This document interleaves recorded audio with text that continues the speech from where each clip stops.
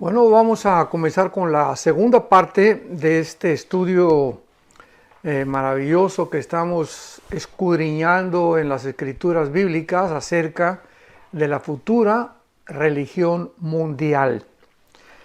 En el capítulo 17 del libro del Apocalipsis encontramos que el apóstol Juan es llevado por uno de los ángeles de Dios. Y el capítulo 17 dice, vino entonces uno de los 7 ángeles que tenían las 7 copas, o sea, esta visión que le dan al apóstol Juan es antes del último juicio que Dios va a derramar sobre el mundo, que se conoce como el juicio de las 7 copas.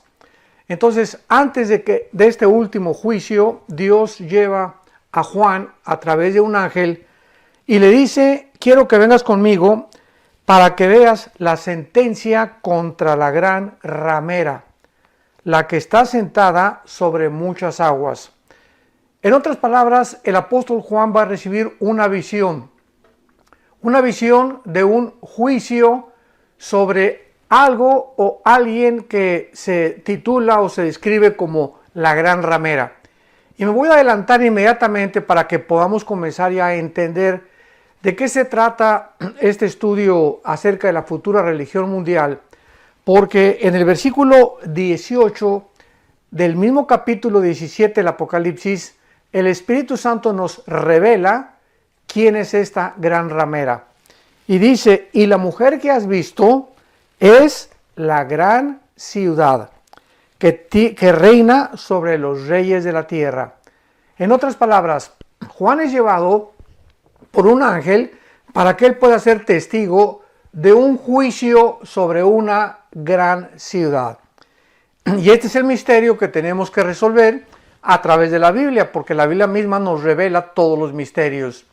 Entonces, qué maravilloso es que podamos ver que hace 2000 años la Biblia profetizó que el mundo quedaría finalmente controlado por 3 instituciones, o podríamos llamarle 3 espíritus que se encuentran detrás de estos 3 poderes, que en primer lugar es el poder político, el poder religioso y el poder económico. Son los 3 poderes que aparecen en la Biblia como los que van a tratar de confundir al mundo, de llevar al mundo a su propia destrucción. Y son los 3 poderes que a través de toda la historia han influido más que cualquier otro poder sobre los seres humanos. Y es maravilloso que podamos tener la Biblia porque no cabe duda que estamos en un mundo actualmente de una confusión impresionante. El mundo está viviendo una incertidumbre, una euforia,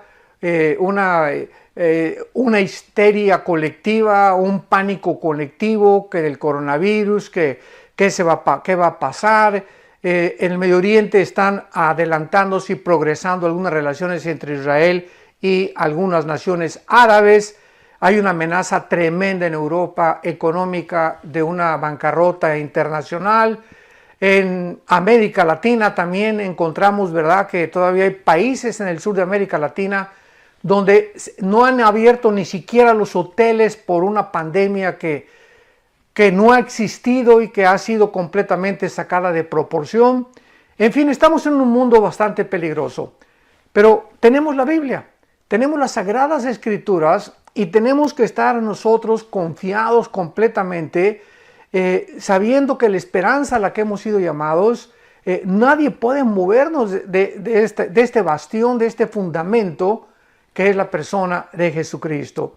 Así que es maravilloso poder venir a la Biblia hoy más que nunca y poder sacar de este maravilloso libro estas profecías que nos van a ir develando completamente las tinieblas y vamos a poder ver, vamos a poder entender, porque no somos hijos de las tinieblas, somos hijos de la luz. Así que vamos a poder ver a través de todo lo que está pasando lo que Dios nos quiere revelar. Pero antes de poder continuar y descubrir realmente qué es lo que Dios nos quiere decir con esta ciudad donde se va a concentrar todas las religiones del mundo, va a ser muy importante que vayamos a la raíz. Siempre tenemos que ir a la raíz para ver por qué el fruto está podrido. Entonces, no, las ramas simplemente, ¿verdad?, son la evidencia de algo o un problema, son síntomas de un problema más profundo. Es como las enfermedades. Tú llegas al médico y le dices, me duele aquí.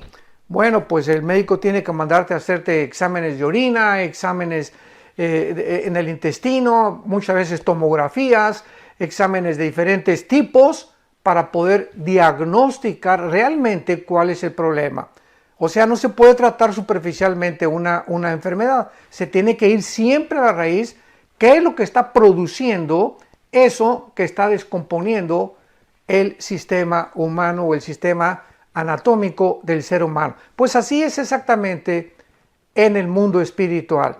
Tenemos que ir siempre a la raíz y es lo que vamos a hacer a través de este estudio maravilloso para poder profundizar realmente en lo que va a suceder en el mundo en los próximos meses o en los próximos años. Dice la Biblia que en primer lugar tenemos que entender que todo esto comenzó en un evento que en el libro del Génesis capítulo 11 se conoce como la famosa historia de Babel. Dice la Biblia en el capítulo 11 del Génesis que entonces en aquel tiempo toda la tierra tenía una sola lengua y unas mismas palabras.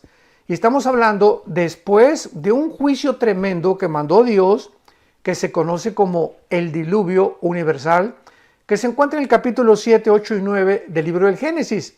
Y aquí inmediatamente después de que Dios ordenó que después del diluvio la civilización creciera y comenzara a poblar todo el mundo, que fue la orden inicial también a Adán y Eva, vayan a poblar el mundo entero, fructifíquense y tengan hijos y quiero que vayan a todas las partes del mundo y no se queden concentrados en un solo lugar. Nunca ha sido esta la intención de Dios. Él, aun cuando Jesucristo resucitó, la orden fue en Mateo 28, 19 y 20, vayan al mundo. No se queden en las iglesias, vayan, salgan, hablen, tengan reuniones de evangelismo, prediquen el evangelio, vayan. Y esta palabra tiene la connotación de salir fuera, ir fuera de nuestras casas, en tu trabajo, en tu escuela, vayan, hablen del evangelio de la gracia de Dios y hagan discípulos. Entonces vemos que Dios da esa orden y ¿qué es lo que hace el mundo después del diluvio? Se unen todos en Babel. Y la palabra Babel significa confusión, confusión. Babilonia y eso tiene otra connotación, pero viene de la palabra Babel, pero Babel significa confusión. Entonces se reunieron todos los seres humanos en un lugar que se llama Babel y que se encuentra actualmente como Babilonia en la nación de Irak. Esto va a ser muy importante de mantenerlo en nuestra mente. Todo esto se lleva a cabo en la nación de Irak del siglo XX. Tenía entonces la tierra una sola lengua y unas mismas palabras, y aconteció que cuando salieron de oriente, hallaron una llanura en la tierra de Sinar y se establecieron allí. Es interesante y es muy importante cuando el Espíritu Santo nos revela áreas geográficas, entender por qué, porque nada tiene ni nada es por coincidencia. Todo tiene una razón de ser en todas las cosas que Dios nos dice en las Escrituras. Se asentaron en la tierra de Sinar. La tierra de Sinar es la tierra de Babilonia, la tierra de los caldeos o donde se encuentra actualmente, repito, la nación de Irak. Así que siempre que ustedes vean en la Biblia, en el Antiguo Testamento, la tierra de los caldeos, la tierra de Sinar, se refiere a la misma área geográfica, Irak del siglo XX. Entonces ahí se establecieron y se dijeron unos a otros, vamos, hagamos ladrillo y cozámoslo con fuego, y les sirvió el ladrillo en lugar de piedra y el asfalto en lugar de mezcla, y dijeron, vamos, pongamos atención en lo que existía en los corazones de esta multitud que por primera vez se reúnen ahí en Babel. Edifiquémonos una ciudad. O sea, inmediatamente ellos estaban en contra de los mandamientos de Dios. Dios dijo, vayan a poblar el mundo, pero este grupo de personas dijeron, no vamos a ir a ningún lado.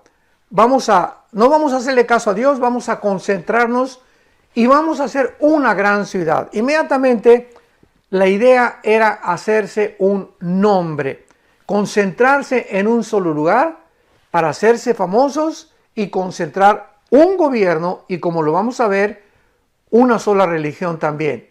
Esto es muy interesante. Edifiquémonos una ciudad y una torre cuya cúspide llegue al cielo. Nos podemos imaginar qué idea más irracional, ¿verdad? Y absurda. Qué disparate, ¿cómo que llegar al cielo? Bueno, esa era la forma en la que ellos creían, como lo vamos a ir desarrollando, que podían acercarse a los dioses y a las religiones o a la religión que ellos iban a inventar para llegar al cielo. Vamos a hacer una torre, una ciudad y una torre que llega al cielo y hagámonos un nombre por si fuéramos esparcidos por sobre la faz de la tierra.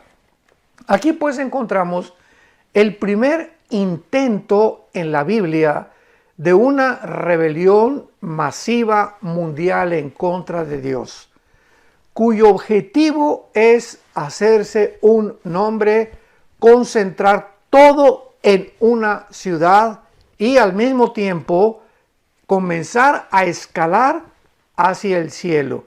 Y aquí podríamos llamar que es donde se inició la primera religión masiva, porque claro que el origen de las religiones comenzó desde Caín, que cuando Caín se acercó a Dios con el fruto de su esfuerzo, el fruto de la tierra, y Abel trae un sacrificio, ¿verdad? Porque Dios había enseñado a Adán y Eva que nadie se podía acercar a Dios sin un sacrificio. Caín viene y hace lo contrario a lo que sus padres Adán y Eva le enseñaron y le trae a Dios el fruto del sudor de su frente, de sus propios esfuerzos. Que finalmente vamos a ver qué es lo que es una religión. Todas las religiones son el esfuerzo humano de acercarse a Dios mediante nuestros propios esfuerzos, mediante mis sacrificios y mis buenas obras.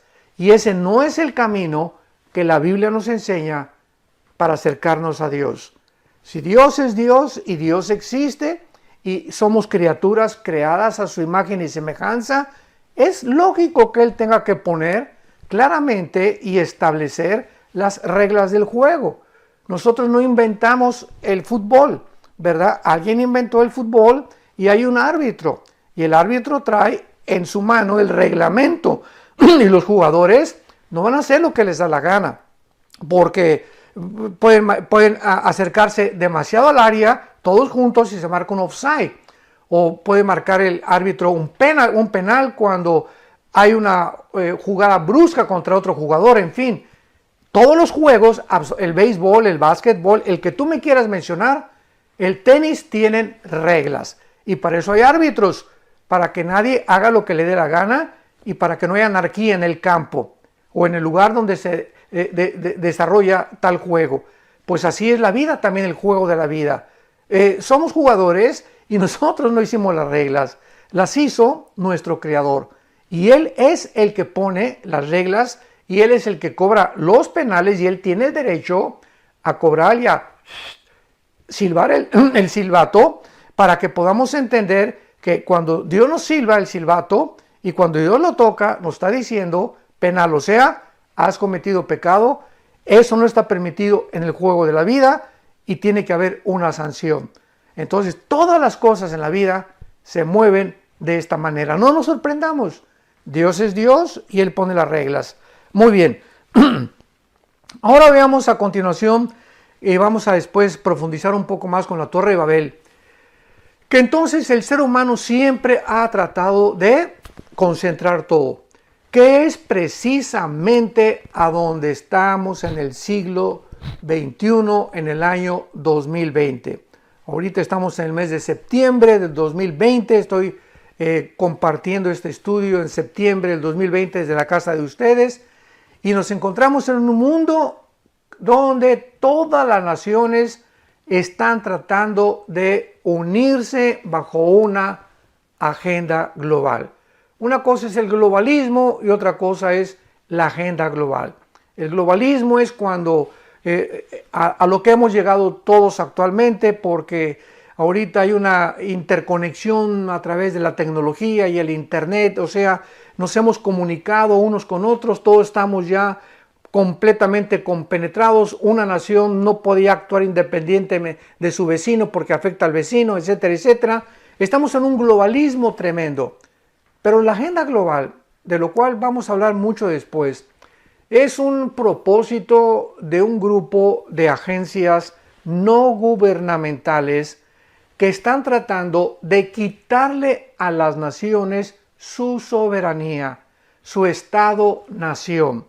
Entonces, no están de acuerdo en que los gobiernos dicten los protocolos, sino que ahora un grupo de empresarios, podríamos llamarle así, o de multimillonarios que controlan absolutamente todos los medios de comunicación. Escuchemos muy bien. Actualmente en el siglo XX, seis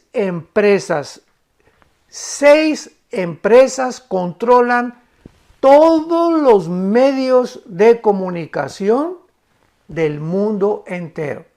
Radio, televisión, YouTube, Google, lo que tú me quieras mencionar. Y ellos, al controlar los medios de comunicación, dictan los protocolos y le dicen a los gobiernos lo que los gobiernos necesitan hacer o deben hacer. Entonces ya no son los gobiernos los que dicen, bueno, no salgas de tu casa, o ponte un cubrebocas, o haz esto, o haz aquello. No, no son los gobiernos simplemente están recibiendo las órdenes de alguien más arriba. ¿No te has preguntado tú de quién? Bueno, no es del Papa, ¿verdad? No es de un rey soberano en todo el mundo, porque todavía no llegamos al tiempo del anticristo, que es a donde se dirige el mundo, sino que están proviniendo todas las órdenes y estos protocolos de una organización que se llama la Organización Mundial de la Salud, junto con las Naciones Unidas, y detrás de estas organizaciones no gubernamentales se encuentran no los gobiernos, repito, los gobiernos reciben las órdenes de lo que dice la OMS o la Organización Mundial de la Salud, pero los que se encuentran detrás de ellos es un grupo muy poderoso en el mundo. Unos lo han calificado como el Club de Bilderberg, otros los han calificado como los Illuminati, en fin, no vamos ahorita a entrar en eso, pero es muy importante que nos pongamos las pilas y que comencemos a entender que actualmente los gobiernos ya no son realmente, podríamos decir, los que gobiernan el mundo, sino que hay un grupo élite que son los que quieren quitarle a los gobiernos su soberanía y ellos imponer sus protocolos, y de alguna manera que la mayor parte del mundo no se ha dado cuenta, a través de esto se está pavimentando el camino para el surgimiento de un solo gobierno, una sola política, un solo sistema ideológico, de ideología política, y un sistema económico internacional, tal como la Biblia lo profetizó hace más de 2600 años por los profetas hebreos. Muy bien, ahora vamos a entender claramente, ya que hemos tenido esta base acerca de la Torre de Babel y el intento humano desde el principio de la humanidad de poder reunirnos, juntarnos y tener una cabeza. En aquel tiempo la Torre de Babel era un hombre llamado Nimrod, que fue el que fundó precisamente la ciudad de Babel y que es un tipo del anticristo. O sea, la Biblia nos pone imágenes en el pasado, sombras, nos pone tipos para que nosotros podamos ver que esto iba a cumplirse en una esencia, en una realidad, siglos después, que es exactamente el tiempo donde actualmente nos encontramos. Todas aquellas cosas que se iniciaron del principio, hagan de cuenta que ha sido un ciclo todo. La Biblia dice que es como un ciclo el mundo, o la humanidad, o la historia del ser humano. Todo tuvo un comienzo en la zona del Medio Oriente. Ahí se encontraba el huerto de Adán y Eva, y ha evolucionado el mundo de alguna forma. Hemos llegado al siglo XX, el mundo de la tecnología, del conocimiento, de la bomba atómica, la época cibernética, la gasolina, las televisiones, todo lo que se inventó en el siglo XX, y hemos llegado con toda esa tecnología exactamente al lugar de donde partimos. No nos ha servido absolutamente de nada. Estamos a punto de autodestruirnos, estamos más confundidos que nunca, nos estamos portando más irracionalmente y de una forma absurda que no nos podríamos imaginar, y esta es la historia triste, patética de la raza humana, que hemos hecho un pobre papel como administradores de este mundo. El mundo lo hemos ensuciado, los mares, los climas, el aire. Nos encontramos, repito, confundidos en todos los aspectos, religioso, económico, político, como jamás en la historia, y seguimos creyendo que en nosotros están las soluciones. Eso es lo que se llama en la filosofía del humanismo. El humanismo no es solo humanitarismo, eso es otra cosa. Es tener empatía por la compasión de los seres humanos. El humanismo es una filosofía que establece que el ser humano es la cabeza de toda la creación. No hay Dios, no necesitamos nada de Dios, ni religión, ni nada. Nosotros somos capaces de hacer todo. Y vean ustedes esta falsa ideología a dónde nos ha llevado. A la ideología de género, el matrimonio no es un hombre y una mujer, a la aberración de la familia. En fin, hemos hecho, ¿verdad?, un mundo, un basurero completo. Dios tiene que intervenir, Dios tiene que tocar el silbato, Dios tiene que gritarnos desde el cielo, y ya lo está haciendo con todo lo que está pasando en el mundo, con estos cambios de clima tan completamente absurdos, ¿verdad?, tan extremos. Ahorita me encuentro aquí en la casa de ustedes y ayer estábamos a casi 100 grados de temperatura Fahrenheit. Ahorita bajó el termómetro a casi 50 grados, o sea, de un lado, de ayer a hoy, 50 grados bajó la temperatura aquí en la ciudad de Dallas, Texas. Entonces, ¿qué mundo estamos viviendo tan impresionante? Bueno, vayamos al capítulo 4 del Evangelio de Juan.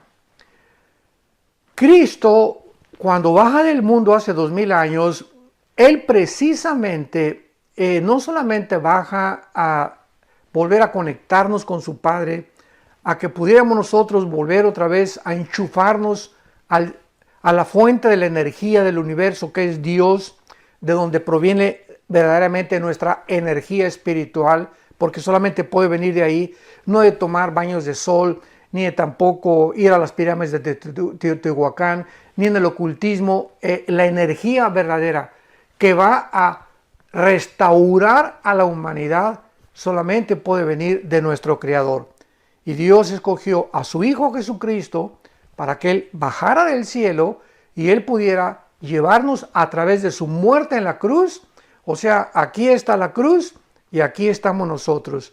Y en medio de nosotros están las leyes de Dios. Y las leyes de Dios dice, el alma que pecare, esa morirá. Entonces vamos a ver ahorita con el Evangelio de Juan y la mujer samaritana cómo Cristo explica claramente lo que es una religión. Y vemos que una religión es algo que estamos tratando nosotros de hacer por brincarnos el reglamento de Dios mediante nuestros propios esfuerzos. Queremos llegar a la cruz, que implica la salvación, mediante nuestros propios esfuerzos.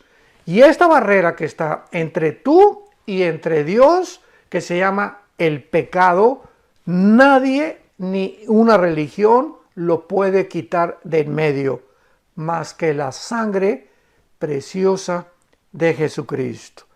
Y cuando alguien trata de poder acercarse a Dios brincándose el sacrificio de Cristo, es cuando llamamos, es una persona religiosa, porque está intentando por sus buenas obras, inventando, pues yo voy a cumplir con mi religión, o voy a hacer sacrificios, o voy a dar limosnas para que Dios me pueda aceptar.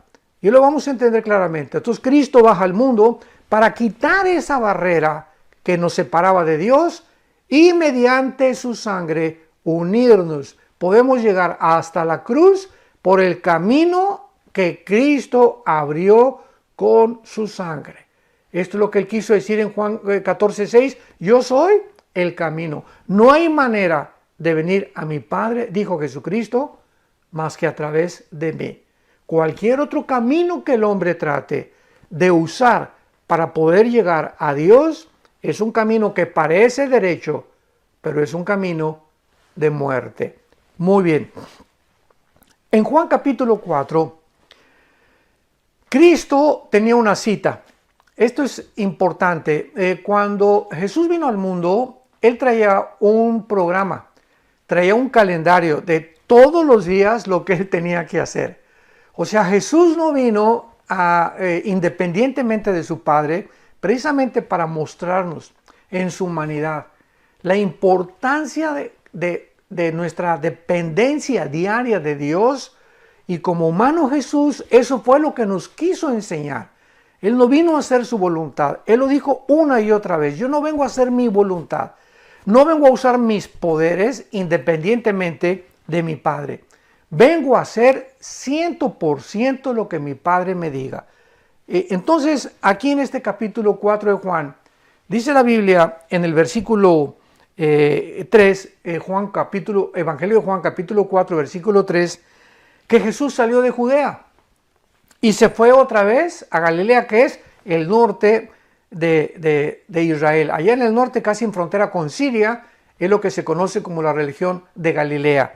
Y dice la Biblia, y le era necesario, vean ustedes lo que dice, era necesario pasar por Samaria. O sea, ¿por qué dice el Espíritu Santo que era necesario? Porque estaba en su agenda. Ya estaba programado Jesús que ese día era una responsabilidad de él que tenía que ir a Samaria. Y Samaria es la parte en medio de Jerusalén. Entonces, en su camino a Galilea tenía que pasar por Samaria.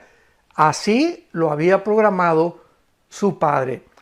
¿Y por qué era tan importante que Jesucristo pasara por Samaria y se detuviera en Samaria, como lo vamos a ver con una mujer que estaba sacando agua de un pozo? Simplemente porque los samaritanos no se consideraban realmente judíos 100%, y los judíos no querían tener nada con los samaritanos de amistad, porque cuando vino la cautividad babilónica, muchos judíos se mezclaron con otras naciones. Entonces, los judíos no los consideraban 100% puros de pedigrí, o sea, de pura sangre. Entonces, cuando los judíos querían ir a Galilea, le daban la vuelta a Samaria, pero no querían pasar por Samaria. Repito, por el racismo. Ahí está el racismo que había ya, étnico, entre un grupo y otro grupo. Cuando de alguna forma pues tenían sangre judía, pero habían mezclado con otras naciones. Entonces Cristo a eso vino precisamente, ¿verdad? A romper todas las barreras del racismo y a mostrarnos de que no hay negros, ni morenos, ni blancos, etcétera, etcétera. Todos somos seres humanos creados a la imagen y semejanza de Dios, y el color de nuestra piel no implica que seamos de otra raza. Todos somos raza humana, amarillos, blancos, negros, cafés, etcétera, etcétera. Entonces, esta fue una de las cosas por las cuales Cristo tenía que pasar por Samaria. Ahora bien, al llegar a Samaria, la cita de Jesús era a las 12 del día. Dice la Biblia que entonces vino a la ciudad de Samaria junto a la heredad que Jacob dio a su hijo José. Y estaba allí el pozo de Jacob. O sea, Jesús llega a un área geográfica donde muchísimos siglos antes, el padre de las 12 tribus de Israel había estado ahí presente en ese lugar por lo cual se le bautizó con el pozo de Jacob. Entonces Jesús, cansado del camino, se sentó ahí junto al pozo y era como la hora sexta. Por eso sabemos que eran las 12 del día. Esto es lo interesante. ¿Por qué Jesús llega, atraviesa Samaria, número 1, número 2, llega puntual? Porque era la hora en la que el Padre le había en su calendario agendado para que también estuviera a esa misma hora. Porque a las 12 del día iba solamente una mujer a recoger el agua, porque era la hora de más calor. Ahora bien, las mujeres normales, las que no eran inmorales, ni prostitutas, ni adúlteras, o sea, las de la High Society o las bien portadas, iban a recoger el agua temprano cuando no había tanto sol. Entonces, esta mujer, la samaritana, era una mujer que lo vamos a ver más adelante, llevaba 5 maridos, o sea, ya se había casado 5 veces. Y además, con la persona con la que estaba viviendo, cuando Jesús la encontró, era su amante, o sea, vivía en amaciato. Era una mujer completamente inmoral. Y por eso, pues las mujeres, las que se consideraban muy santitas, pues iban temprano y ella tenía que ir a las 12 para escapar del bullying y de la crítica y las amenazas que le pudieran lanzar. Y por eso Jesús tenía la cita no con las que se hacían buenas. El Padre le hizo una cita con la pecadora, porque Jesús vino a salvar a los pecadores, no a los que se creen buenos, ni a los que se creen religiosos. Vino a salvar a los que reconocen que hemos pecado, que somos pecadores delante de Él y que no tenemos ninguna forma de poder cambiar nuestra vida más que a través de lo que Él hizo en esa cruz. Muy bien. Entonces Jesús se acerca, llega cansado con la mujer y le pide agua de beber. Y entonces Cristo usa el lenguaje del agua para poder introducirse a la vida de esta mujer y le dice en el versículo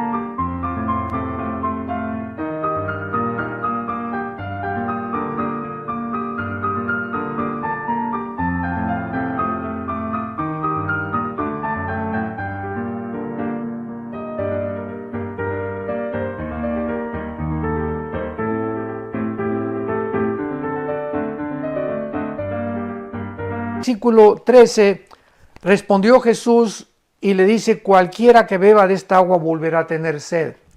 O sea, esta mujer, ¿qué es lo que estaba representando?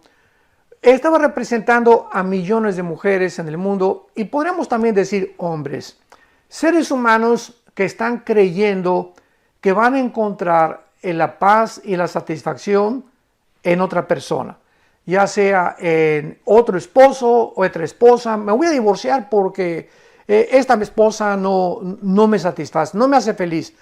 Me voy a divorciar como famosos artistas de cine que se han casado 6, 7, 8, 9 veces, como la gran actriz del siglo XX, Elizabeth Taylor, considerada la mujer más bella del siglo XX, 9 matrimonios, buscando y creyendo de una forma tonta que otro ser humano existe, que es el que me va a hacer feliz.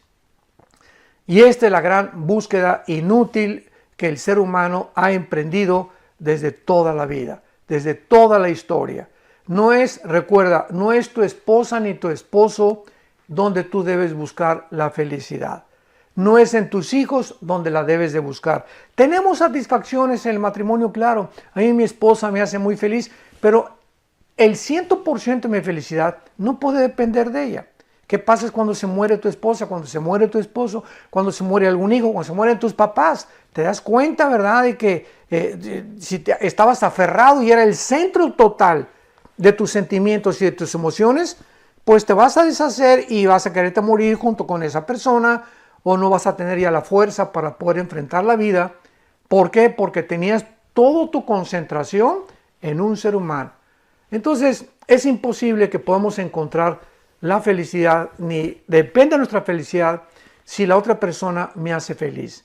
A mí me hace feliz, escúchame muy bien, a mí me hace feliz la relación que tengo con Dios.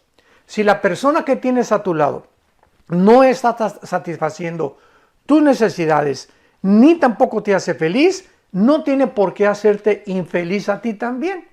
¿Por qué? Porque entonces tu felicidad depende de la otra persona. Si te hace feliz, eres feliz, y si te hace infeliz, eres infeliz. ¿Te das cuenta? No dependemos de nadie, tenemos que depender directamente del Creador.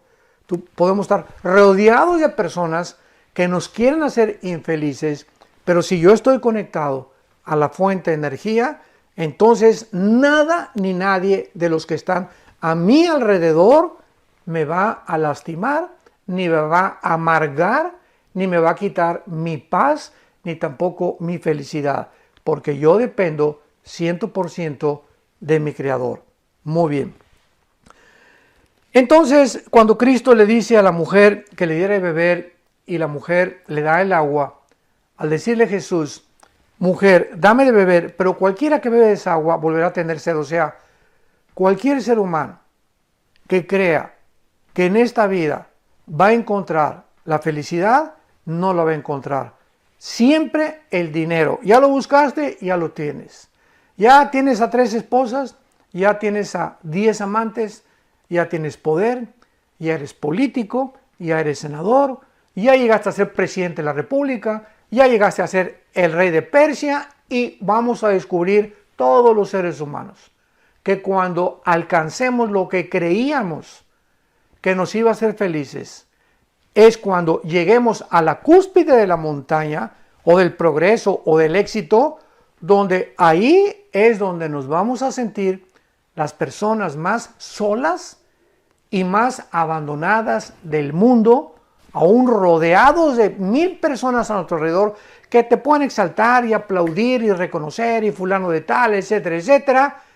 Este vacío con el cual nacimos, nada ni nadie lo puede llenar más que Dios. Entonces es hasta que lleguemos a esta conclusión, a esta madurez espiritual, cuando vamos a descubrir realmente el propósito y el sentido por el cual nacimos. Cualquiera que bebe esa agua volverá a tener sed. Mas el que bebiere del agua que yo le daré, dice Jesús a la mujer samaritana, no tendrá sed jamás, sino que el agua que yo te voy a dar, dice Jesús, será como una fuente de agua que salte para vida eterna. Cuando Jesús entra a la vida de un ser humano, tu vida se convierte como una fuente. O sea, que estás continuamente sacando, ¿qué cosa? Sacando la energía, el gozo, la paz, la felicidad, que desde adentro tiene que venir hacia afuera, para que podamos bendecir a las personas de nuestro alrededor. Y total que cuando ya la mujer se da cuenta que Jesucristo, para terminar, es un profeta y que realmente es una persona diferente, porque siendo judío se atreve a acercarse con ella, ya entonces le dice la mujer, le dice Cristo, llama a tu marido, lo hace de una forma satírica, llama a tu marido, versículo 16. Y entonces ella le responde, yo no tengo marido. Y Jesucristo le contesta, tienes toda la razón. Versículo 18, porque tienes 5 maridos y el que ahora tienes no es tu marido. Esto es dicho con la verdad. Y la mujer inmediatamente le dice, pues tú eres profeta, ¿verdad? Y entonces la mujer, notemos esto, ¿qué verdades tan grandes hay en la Biblia Esta mujer, siendo una mujer rechazada, amenazada, criticada en el mundo en el cual ella se desenvolvía por su forma inmoral en la que ella vivía, pues era como una prostituta, ¿verdad?, del siglo XX, y Jesucristo, el Hijo de Dios, se acerca a ella.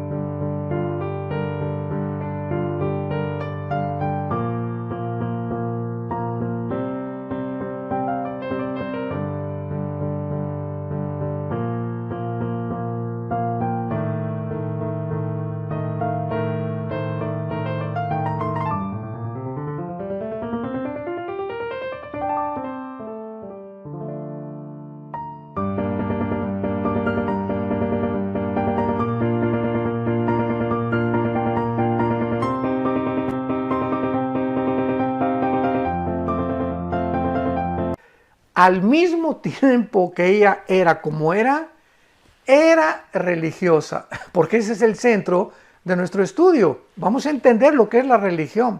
Era una persona religiosa, o sea, vamos a encontrar en la vida personas que pueden tener 3 amantes, o a lo mejor tú que me escuchas tienes un amante, 2 amantes, pero el domingo te persinas y cuando pasa alguien te persinas y te echan agua bendita y te consideras pecador. Bueno, eso ni te consideras.